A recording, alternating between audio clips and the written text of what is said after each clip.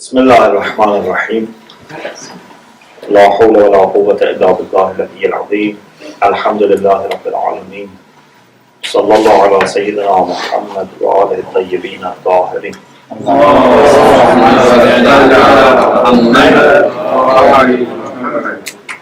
اللهم أخرجني من ظلمات الوهم وأكرمني بنور الفهم اللهم افتح علينا أبواب رحمتك وانشر علينا خزائن علمك برحمتك يا أرحم الراحمين. We have finished the discussion about wafa or loyalty, and now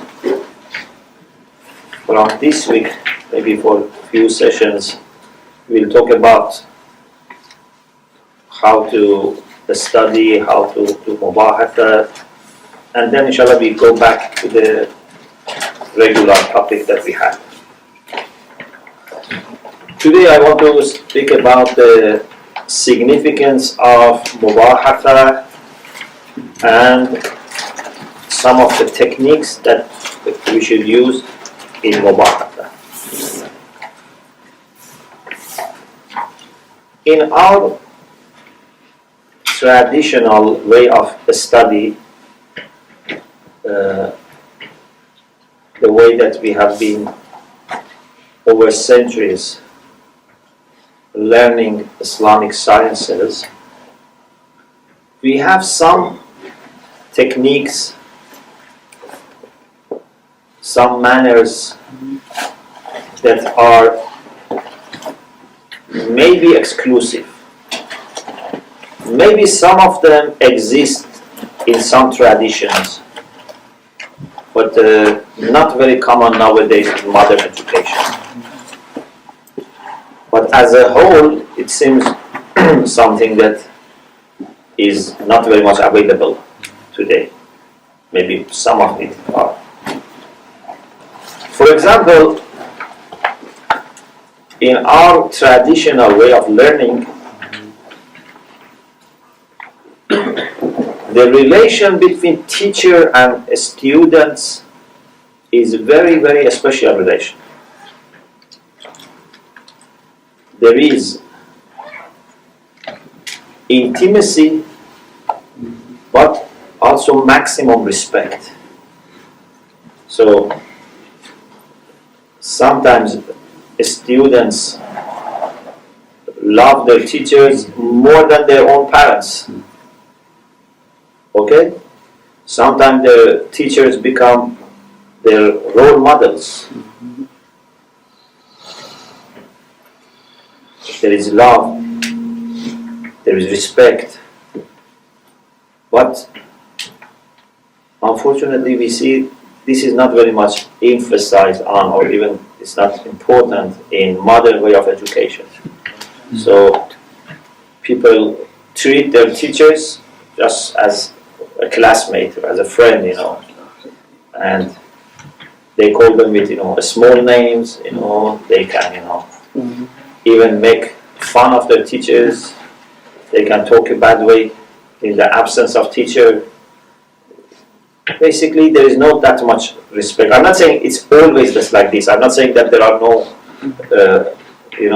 exceptions. But unfortunately, it seems that gradually this concept of respect and love for teachers is gradually disappearing. And we have to be very careful, because this is very important. We should be very grateful to our teachers, because it is through them that we receive knowledge from Allah subhanahu wa ta'ala. If you have reservations about your teacher, then it's better to choose another teacher. Yeah? Don't say, okay, I learned from him Arabic, I learned from him aqaid, I don't bother about his akhlaq or taqwa, relation with Allah subhanahu wa ta'ala. We cannot separate these things. if you want to learn Islamic sciences from someone, you should first make sure that this is a good character, this person has a good character, has taqwa, has sincerity, then you learn. Because learning from someone who is not reliable, from someone who is not pious, can be very destructive. You cannot separate between the topic and other things that you knowingly or unknowingly get from that person. Because when two people interact, their interaction is not limited to the words which are said. First of all, inside the words, there are many, many things passed on that you don't understand. You know, I can teach you physics and mathematics, but inside them I can, communicate lots of things to you. If you are clever, you may understand. If you are not clever, you may not understand. Many things, ideas, many of my own ideas, I can pass it on. Especially when it comes to religion. When it comes to humanities, these are sciences that you have great opportunity to pass on your message inside the words. But apart from that, even if I myself have no intention of affecting you, my akhlaq has impact on you. My behavior has impact on you. Maybe I don't notice anything, you don't notice anything, but our souls interact. So it's very important to choose your teachers, to choose the people from whom you want to learn, to choose speakers. There is a hadith which says, "Man asqa ila natiqin faqad abadahu." The one who listens to a speaker is like worshipping him. It means that it's a very high status you give to someone when you bring him as a speaker. It's not something that you say, okay, we want to encourage these people, these are young boys, or girls, we want to encourage them, so we give them the member. If you want to encourage them, use other platforms. But when you give a speaker to someone and member to someone, this is very special. So, you choose your teacher based on inquiring, investigation, examination. But then after that, you have to respect and trust your teacher. You cannot become a student and keep thinking, should I, trust my teacher or not? Should I take his advice seriously or not? If you choose someone as teacher, then it means that you have already established that he is more knowledgeable than you, he has more experience than you, he has maybe more wisdom than you, so you trust. So, this is a very important aspect of our traditional studies. And sometimes you see a very strong unity is established between teachers and students, that they really become like one unit.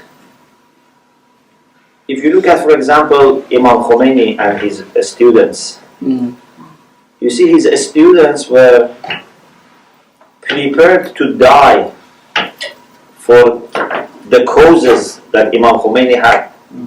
They were ready to go through torture, through exile, everything, because they knew that this man is a man who speaks for the sake of Allah subhanahu wa ta'ala. Is a man that is wise, is knowledgeable, is pious, and also understands. This is also important, that he understands the situation. So there was great love between the students and Imam. And of course, Imam also had love for them. But this is not only Imam Khomeini and the students. Many are like this. There are ulama who themselves have become marja'. But whenever they speak about their teachers, they have great respect. They become very sad when they think of the death of their teachers. They think that whatever they have, they owe to their teachers. So this unity is very important. Even something which is, I think, very beautiful is that in our traditional way of studying, part of your recognition comes from your teacher. For example, nowadays, normally they say, for example, what qualifications you have. People normally say, for example, I have PhD, I have master, and I have from this university. They rarely mention, for example, I have studied with this person.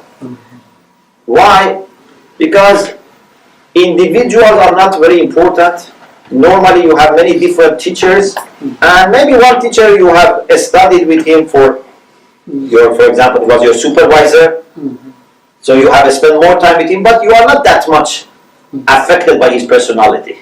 Unless he is a person who is a worldly renowned person, then you may say, I have studied with this person.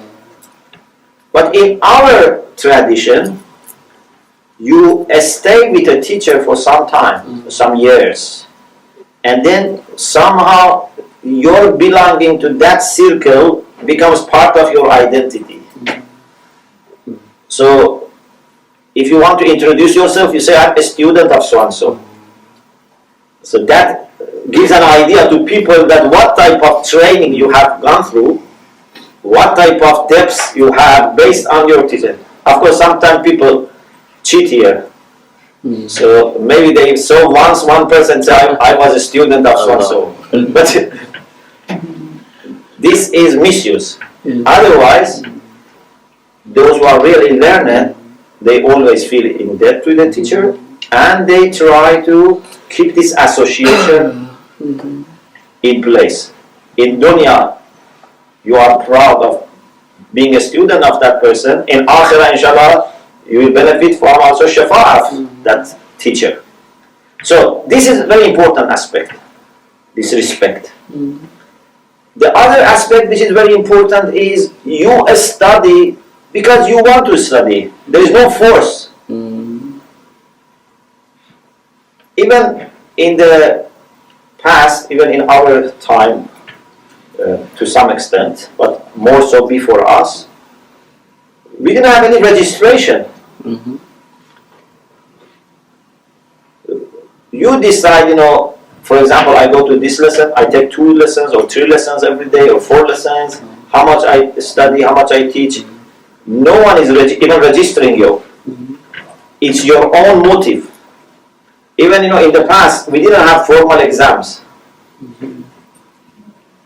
Only sometimes we had exams. For example, if someone wanted to be taking some shahriya, some monthly payment, or if they wanted to upgrade, sometimes there were some exams. But people were studying by themselves. And this is very important. As soon as, unfortunately, registration takes place, exam takes place, marking, and this type of thing, there is a worry that then people may lose their motive. So, for example, alhamdulillah, it's not the general the case, but sometimes it happens. For example, say you can have every semester, for example, 2 absence. Then some people say, okay, so I have right of being absent for 2 sessions.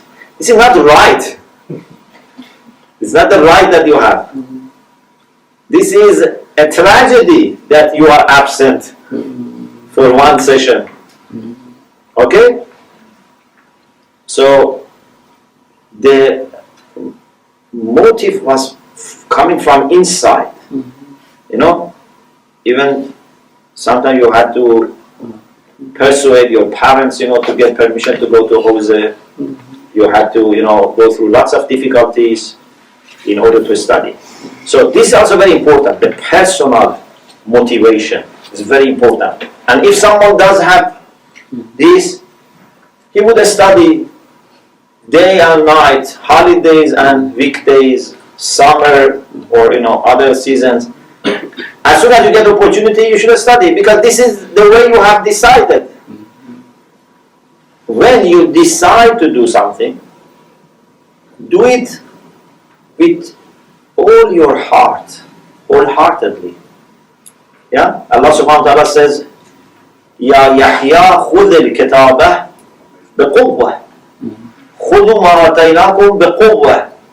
When Allah gives you something, take it and hold it with strength. If you, for example, Allah gives you a child, you cannot, be careless about your child.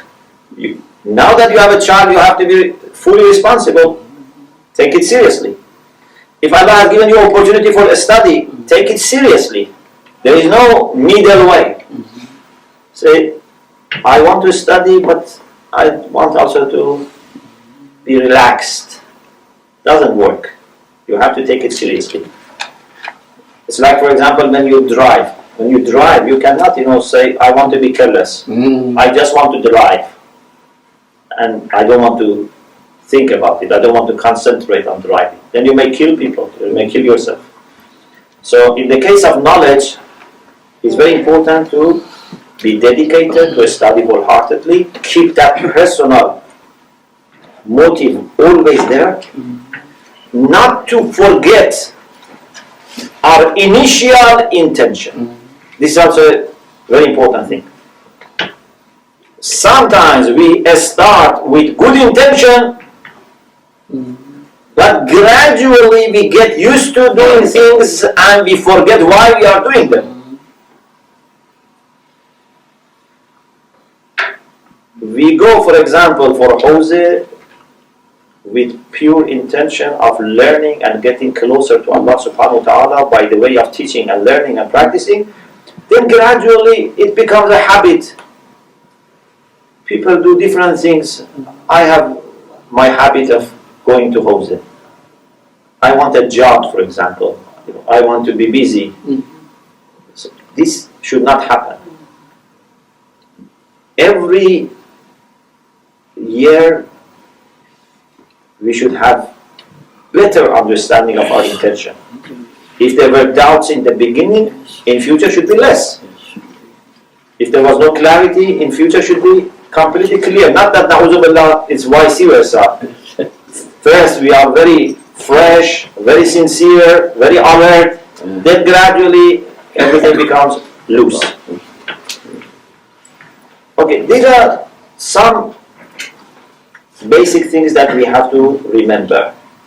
That we have embarked on a journey which is a journey that has history.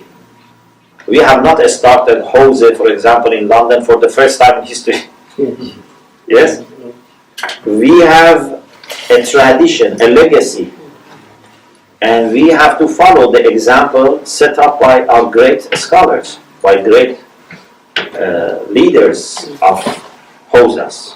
Okay? And inshallah, if Allah subhanahu wa ta'ala keeps this tawfiq for us, He has given us tawfiq to join, but if He keeps this tawfiq for us to be part of this and also to inshallah grow, there can be nothing as valuable as this.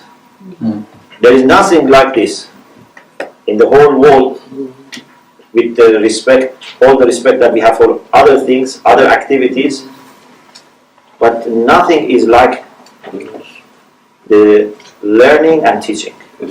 This is the job of the prophets. This is the job of Ahlul Bayt alayhim salam.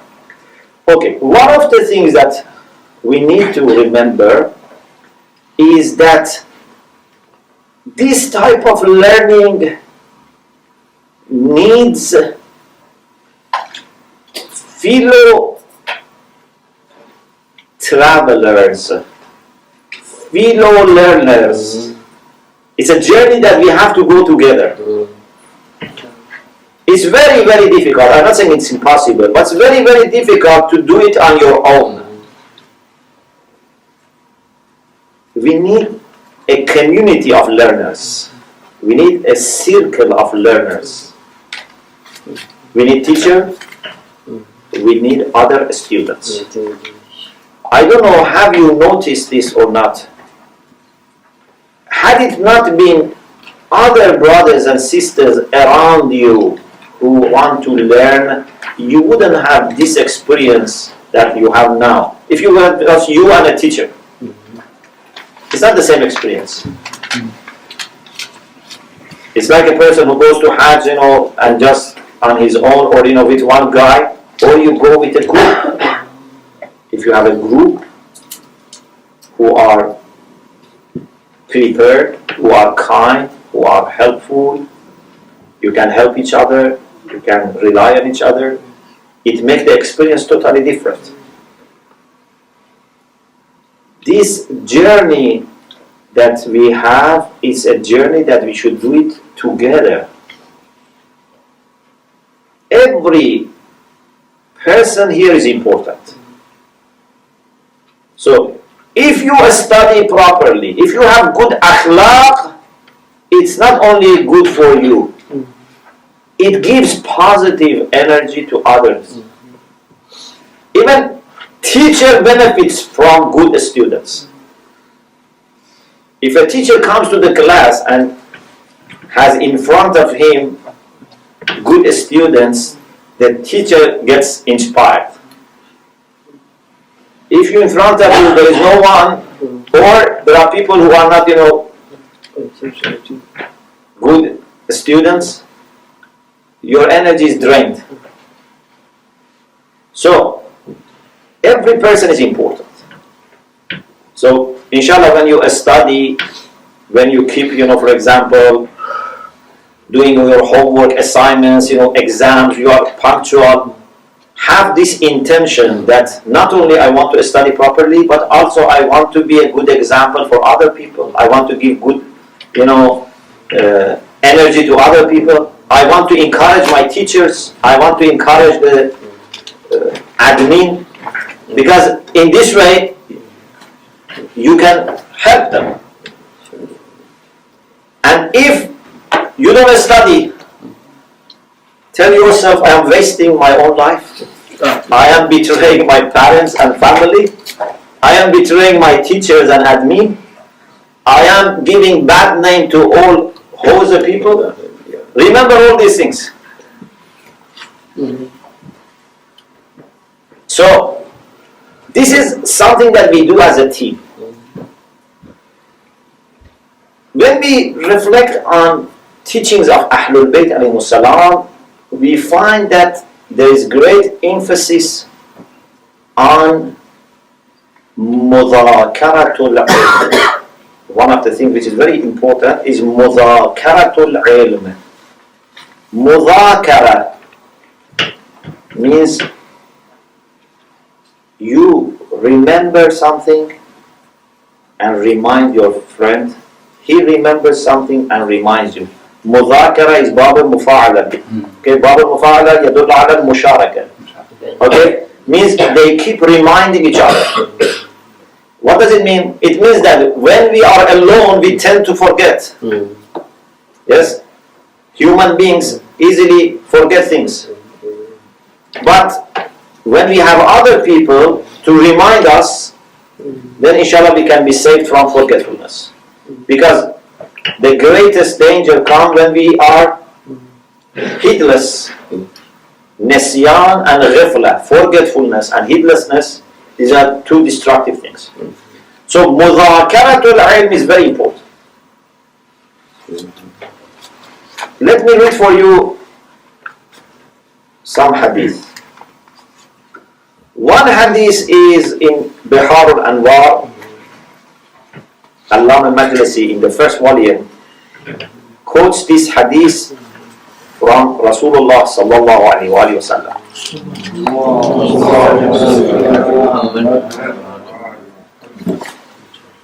قال رسول الله صلى الله عليه وآله يا أبا ذر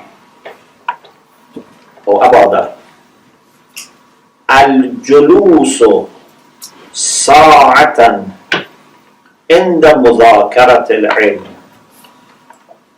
If you sit for a while, ساعة is for a while, doesn't necessarily mean 60 minutes because in the past they didn't have this way of dividing time.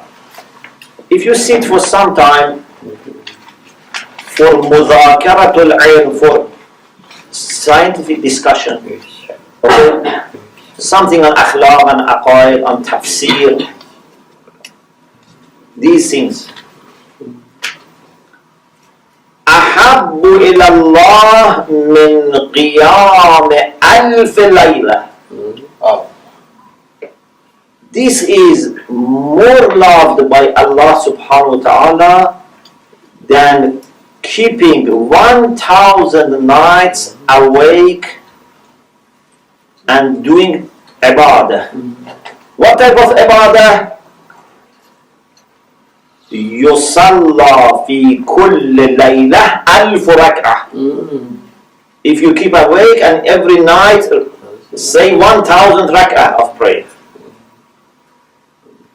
So Mubāḥatha, when you discuss with your teacher or with your friends something, it's better than 1,000 nights of ibadah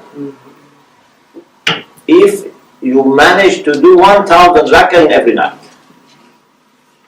This is not to underestimate ibadah. It's very important if someone, even spends 5 minutes during the night doing ibadah is magnificent. But the value of this is so high that you cannot measure it with that. Of course, if someone does Mubāḥatha and ibadah, that's much better, yes. Then Rasulullah said, وَالْجُلُوسُ سَاعَةً عِنْدَ مُذَاكَرَةِ الْعِلْمِ أَحَبُّ إِلَى اللَّهِ مِنْ أَلْفِ غَزْوَةٍ. If you sit for learning and discussion, Mudhākarat, discussing, it's better than 1,000 battles that you take part.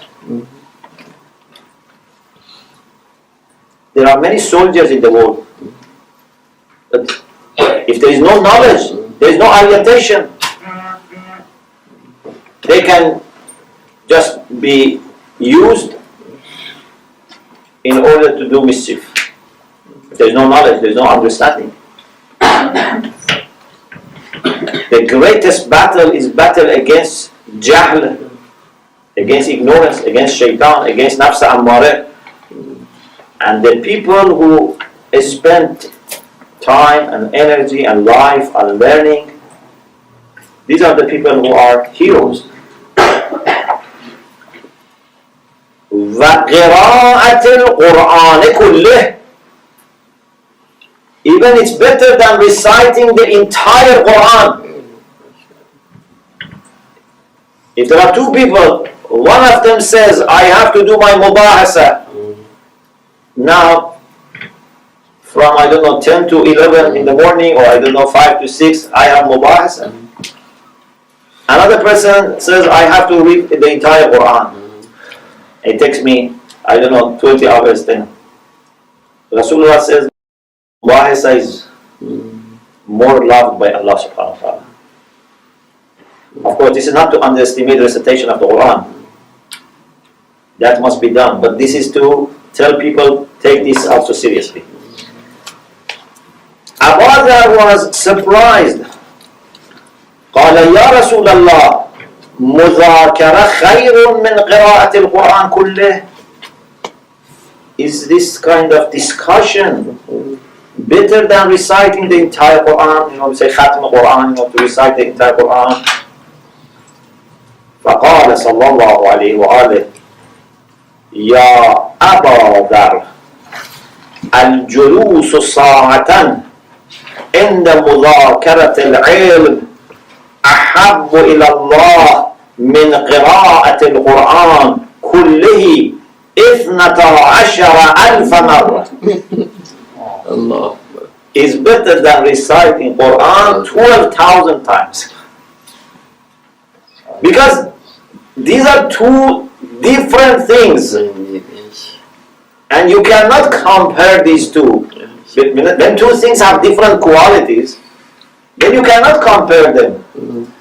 No matter how many ibadah you bring without knowledge and knowledge, ibadah without knowledge cannot be compared to knowledge. عليكم بمذاكرة العلم. You must do مذاكرة. فإن بالعلم تعرفون الحلال من الحرام. It is by knowledge that you understand what is halal, what is haram. يا أبا ذر الجلوس ساعة عند مذاكرة العلم خير لك من عبادة سنة صيام نهارها وقيام ليلها. Mudhākarat is better than worshipping for 1 year when you fast every day and keep awake and do ibadah every night. It is not like Mubāḥatha. If you study A'mal of Laylatul Qadr, Sheikh Abbas Qummi in Mafatih al-Janan, he says the best amal in Laylatul Qadr is Mudhākaratul ilm. It's the best amal. Discussing. It can be with a teacher, with a scholar, or can be few learners together.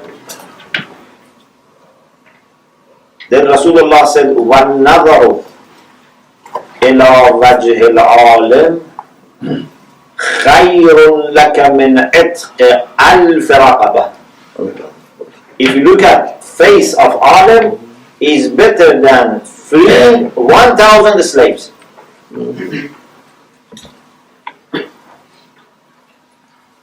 In another hadith, Imam Baqir alayhi salam said, تذاكر العلم دراسة. To discuss knowledge is studying. Maybe this means that studying cannot come without this discussion.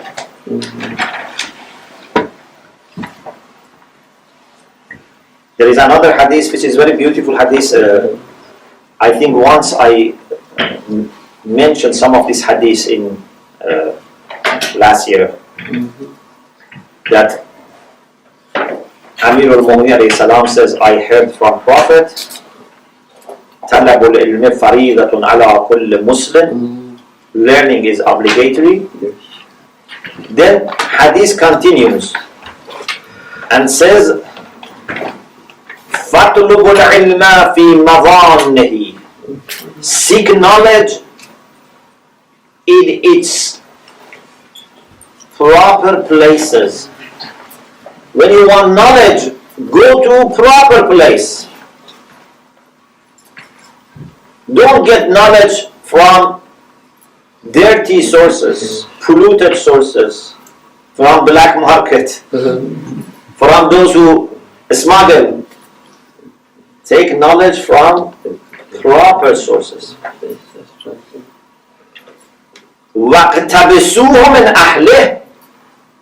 Seek it from its people. So proper place, proper people. فَإِنَّ تَعَلُّمَهُ لِلَّهِ حَسَنَةٌ. Learning knowledge for the sake of Allah is hasana. Is a good act. وَطَلَبُهُ عِبَادَةٌ. Seeking knowledge is ibadah. وَالْمُذَاكَرَةُ فِيهِ تَسْبِيحٌ. When you do Mubāḥatha, it's tasbih. It's glorification of Allah. وَالْعَمَلُ بِهِ جِهَادٌ. If you act upon your knowledge, it's jihad. وَتَعْلِيمُهُ مَنْ لَا يَعْلَمُهُ صَدَقَةٌ. When you teach what you know to someone who doesn't know, this is charity. وَبَذْلُهُ لَأَهْلِهِ. When you share your knowledge with those who qualify, those who are, people that should be taught, قُرْبَةٌ إِلَى اللَّهِ تَعَالَى. This is taking you nearer to Allah subhanahu wa ta'ala. So, Mubāḥatha, Mudhākarat, Tadhākur are very, very important. The last hadith, Imam Baqir alayhi salam is quoted as saying, رَحِمَ اللَّهُ عَبْدًا أَحْيَا الْعِلْمِ. May Allah's mercy be upon a servant of God, Abdan, who revives the knowledge. أحيا العلم. قلت وما إحياؤه. I told Imam Baqir alayhi salam, how can knowledge be revived? How can we revive knowledge? قال أن يذاكر به أهل الدين وأهل الورع. When you discuss knowledge with the people who have piety, people who have faith, this is إحياء العلم. If you hide your knowledge, if you don't share it with people, you have killed the knowledge. Or if you share it with the people who are not good people, you have destroyed knowledge.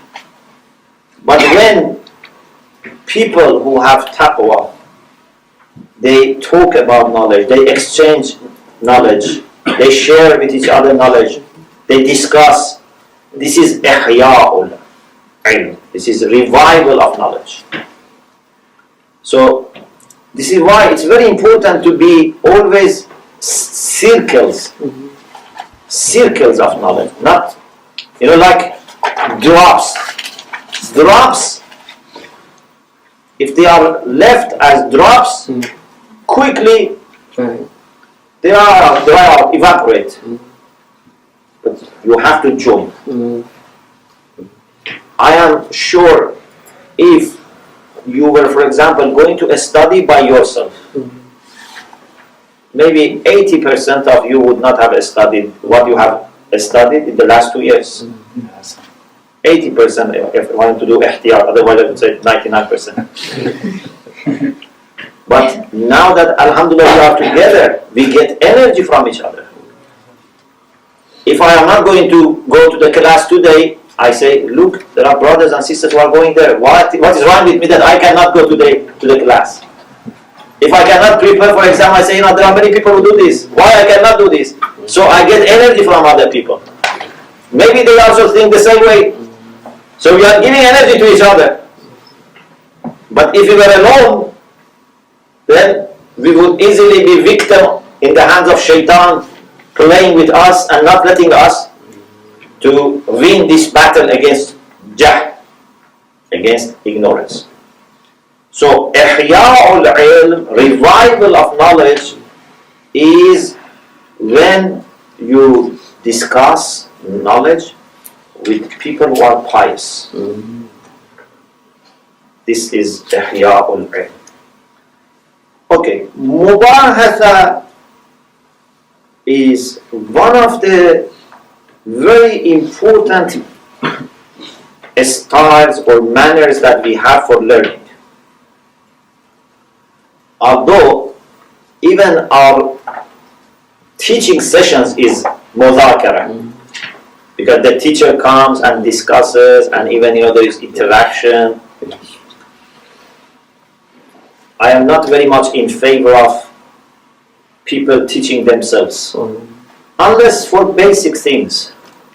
Because when you teach yourself, there is great opportunity or chance for confusion. So you think you have understood, but then you realize that you have not understood.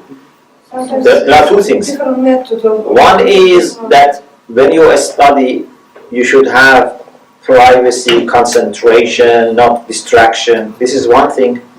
But to teach yourself a new discipline, a new science, I'm not saying it's impossible, but I'm not encouraging people. I say as long as you have chance to attend lessons, try to attend lessons. Don't say, it's easier for me, why I should pay petrol to go to Jose. I sit at home and read these books. These are in English and I can understand. Maybe you can understand 60%, 70%, but there are 30% that you don't understand. And sometimes you think you understand, but you misunderstand. Especially when it comes to subjects which are difficult, there is great chance of confusion. So, I am not telling people who have no access to stop learning by studying themselves. No. You try what you can. But I'm saying, when you have a better option, don't go for the second option. Okay? If you can attend a live session of learning, don't say, I listen to it online. If you can listen online, don't say I listen to the recorded. Because even live session online is better than recorded. If there is recorded lecture, don't say I study myself. So there are different levels. As long as you have opportunity to benefit from higher level, don't go for the lower. But I don't think there is anyone in the world who has no opportunity for learning. The minimum is that you can read books, you can listen to the lectures. Alhamdulillah, now many lectures are online. But when you have a better option, don't go for the second option, especially for learning. So, attending sessions of teaching is very important. Okay? There is great barakah on this. Sometimes, you say, what about, I can, for example, sit at home and study these few pages, half an hour, 1 hour. But it takes me 1 hour driving or, taking bus, 1 hour coming back. I'm spending time, money.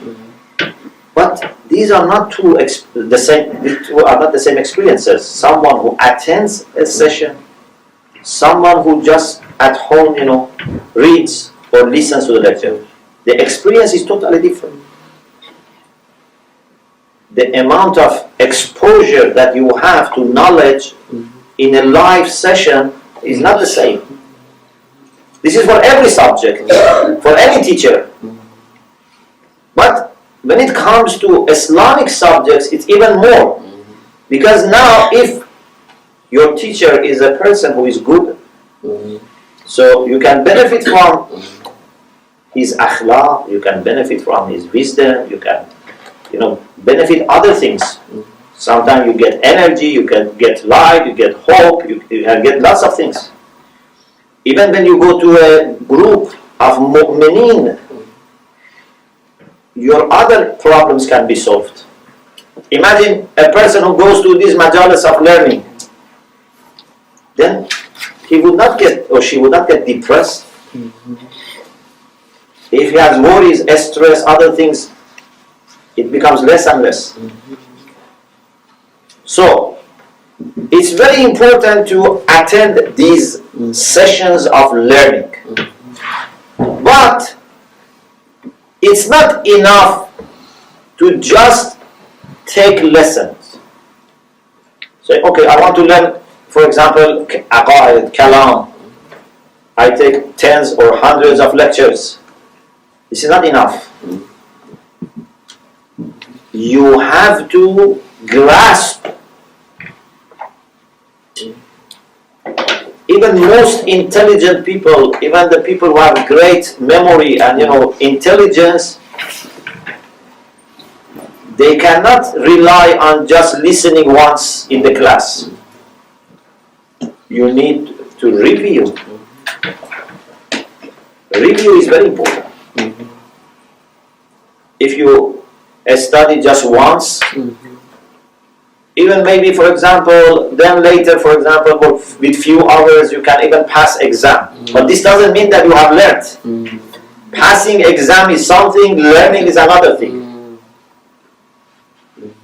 Sometimes, even in, multiple choice exams, people just, luckily maybe they passed the exam. Or even with, short essay exams, people sometimes manage to write something, but this doesn't mean necessarily they have understood. This is why, for example, we only have,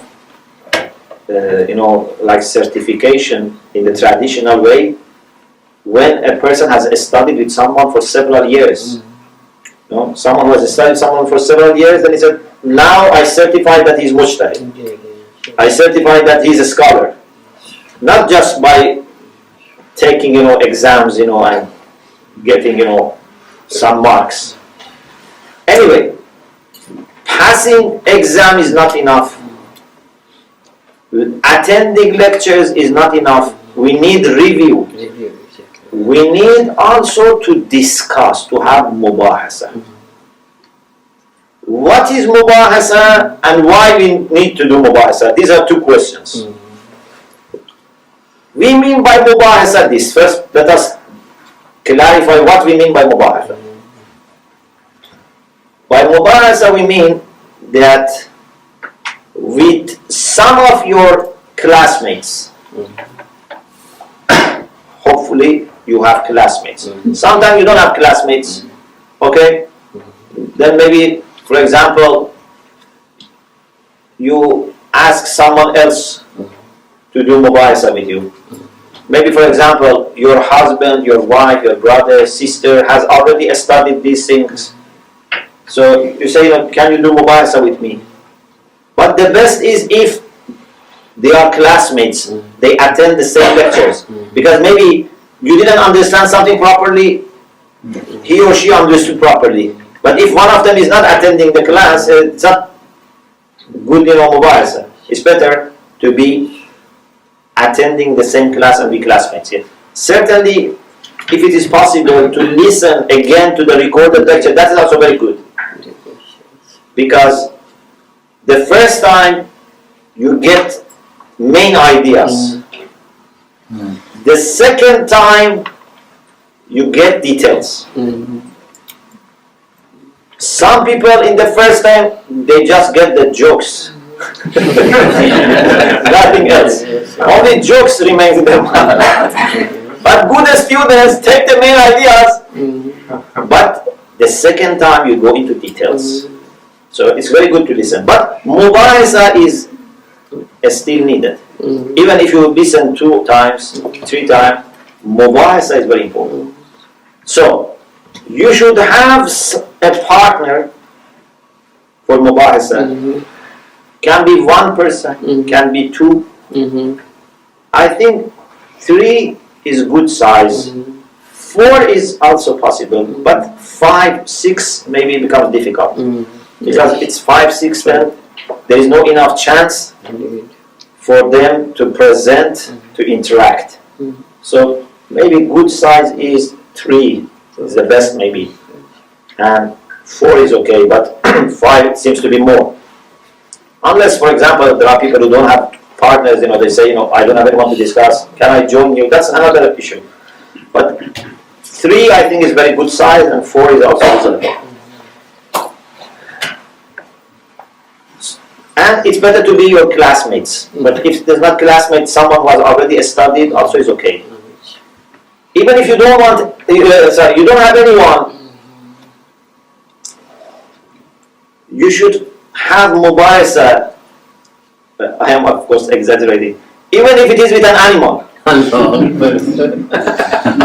don't know if you have heard the story of Akhfash. Yes. Akhfash had a goat. And he was doing Mubāḥatha with his goat.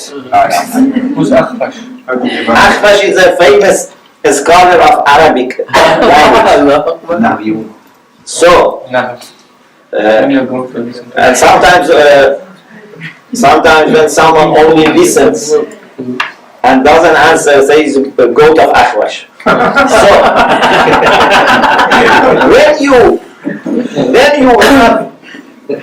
when you have this practice of presenting, even if it is to an animal, still it's good for you.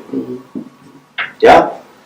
Because when you take a lesson, you review it, you study it, but you don't present it, still it's incomplete. When you want to present something, then you realize whether you understood or not.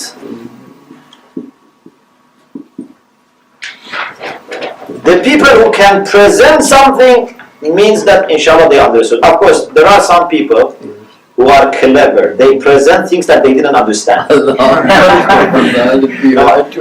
I know there are people who can do this. Oh my God. But They're lawyers. But this can happen with goat, but not with a classmate who is clever. The classmate brings questions and then shows that you didn't understand. But the person who has not, been to the class, sometimes you say something and they think you understood. But teacher cannot be deceived, and classmate cannot be deceived for a long time. Maybe 1 session, 2 sessions you can deceive your classmate, not for a long time. So, you should present.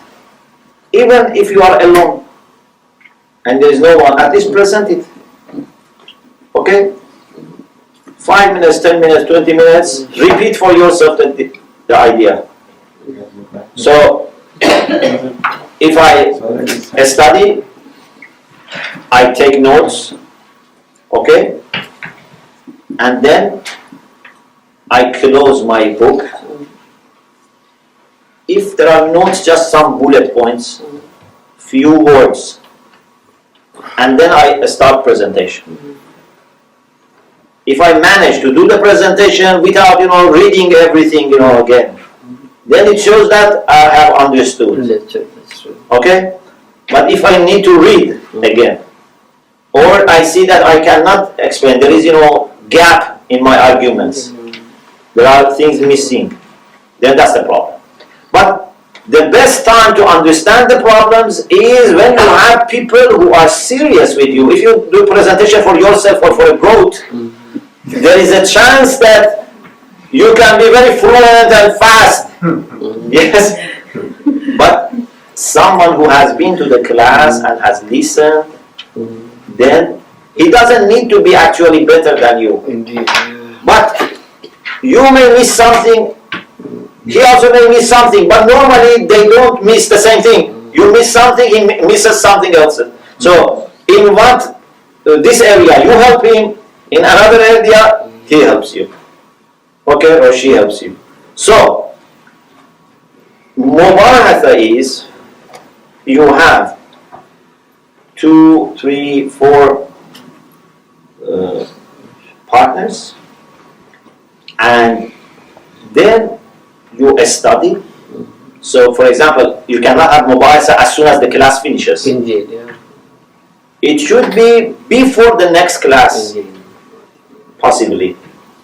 If it is not possible, at least, for example, every 2 sessions, 1 Mubāḥatha. But it's better if for every session you have Mubāḥatha. Before the next session, you have Mubāḥatha. You take the lesson, you study, you review, you prepare yourself, then you go to Mubāḥatha. And you take Mubāḥatha seriously. Not go with pyjama to Mubāḥatha, relax and lie, then, Mubāḥatha should be serious.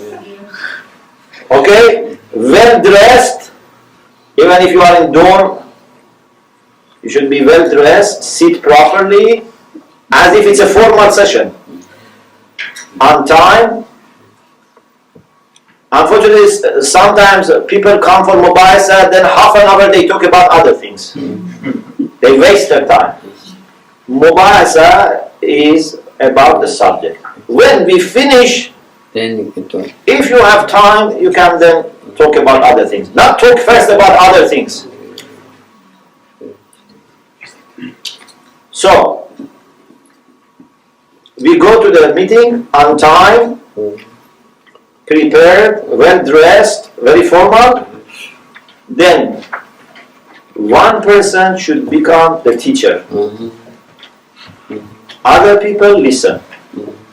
This can be by, for example, either deciding in advance, or it's better to be decided in the meeting. Because if you say to people that, okay, first week you are responsible, second week you are responsible, then people may not prepare themselves for other sessions. So it's better that they all come prepared and thinking that maybe I have to do this. Even if you have done last week, maybe again this week. So you can draw like Quran. Yeah. For example, open the book and for example, say if this number comes, it's you. Otherwise, it's me. Or there are many different ways of making this random, even if it is 2 sessions, 3 sessions successively, so that everyone comes when he's prepared. If someone comes and is not prepared, you can question him, then you can blame him, then maybe you can fix penalty. That you didn't study, so next time you bring ice cream. Next time you bring some fruits. Next time you clean the room if you have doors, you have to take my turn. If the other person is lazy, so you have to discipline. So this has to be very serious.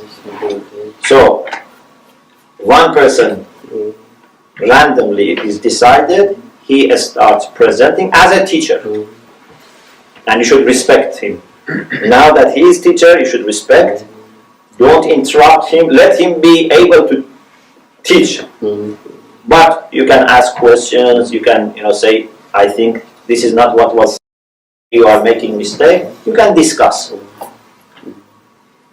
So this is a brief explanation of the style of Mubāḥatha. But few things have to be observed. One is that in Mubāḥatha we should not try to prove that I am right, you are wrong. Unfortunately, sometimes, especially in the beginning, you find that people just want to say that I understood, and they want to defend themselves. So if the other person says, the teacher said like this, or you didn't understand this, then he doesn't accept. And sometimes even in their heart they know they are wrong, but they don't want to admit. They keep insisting, this is bad. The niyyah is to understand. So if I make mistake and my friend, my partner in Mubāḥatha says, you are mistaken, I have to accept. So it's a good also a spiritual practice. Imagine if every day you have Mubāḥatha and in this way you practice admitting your mistakes. You practice accepting what other people say, then inshallah in your life will become like this. Then tomorrow you can accept truth from any person. So this is very important. We are not there to prove that I am right, you are wrong. We are there to understand haqq. We are there to understand better. If you teach me, I am in debt to you. Okay? And the beauty of Mubāḥatha is that they can be equal. Or even maybe, for example, a person who is normally getting better marks can learn from a person who is not that intelligent or that does not that sharp. It doesn't matter. I need to understand. Most of your questions should be answered by yourself, if not in Mubāḥatha.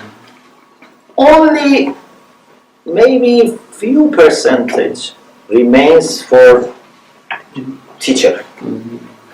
You know, Allāma Tabatabai rahmatullah alayhi, he was doing even pre-study, Pish Mutale. You know Pish Mutale? Advanced in the sense that before going to lecture, he knew that, for example, his teacher is going to teach today Am and Khas. He was himself reading the book and commentary, thinking, making everything clear for himself, then attending the lecture to make sure that what he understood is correct. This is proper way of study. But at least if you don't do pre-study Pish Mutale, at least after lesson, take time, do Mubāḥatha, do Mutala'a. If a question remains that you and your partners cannot answer, then you can ask the teacher. Or if you have understood but you are not sure, you think maybe I misunderstood, so you ask the teacher. And teacher should make time available for you to answer. But it's very important that to learn to find out answers for your questions through Mutala'a and Mubāḥatha. Not that everything that comes to your mind, you ask the teacher. Because many of these questions can be simple questions. So, we should be prepared for acknowledging our mistake, accepting the truth from our friends, not being insisting on our positions. We should be happy to be criticized. It's beautiful practice. You know, I think these politicians, that they have debates in parliament, other places, this cannot be without training. They discuss very serious issues, but they don't get angry. They are very cool. Because if they get angry, they cannot argue properly. They can, be then offending each other. They try to be cool. But this means they have been to training. I always remember once there was a meeting. This is my last point, inshallah we continue next session. There was a member of one of the political parties a few years ago. And many people asked him, serious questions, criticized, his party policies. And I was very amazed. He was very cool. Imagine you are in a room, everyone criticizes you, and he was very relaxed. Very, very relaxed. And I told myself, this comes with training. Unless you are trained, you cannot be like this, because you think that people are offending you, people want to insult you. But if you are trained, you know that, no, you should take this very simple. So, Mubāḥatha is a very good practice for being able to receive criticism. But don't interpret this as a kind of attack. This is your friend. But when you are used to receiving criticism from friends, then inshallah you can receive criticism even from people who are your opponents. If you don't receive this criticism from friends, then how you are going to develop that habit of being open to criticism? It's difficult. So, this is also very important, to be ready to welcome. For example, if you go to Mubāḥatha, you speak and your friend doesn't say anything. You must not say this is a good day, he didn't ask any question, he didn't make any criticism. No, this means that this was useless. Yes. If he asks you a question, if he puts you in the corner, you have to struggle. A good partner is the one that that without preparation you cannot go to Mubāḥatha with him or her. Because he would find out my problems. So you have to find people who are intelligent, who are clever, who study, who are critical.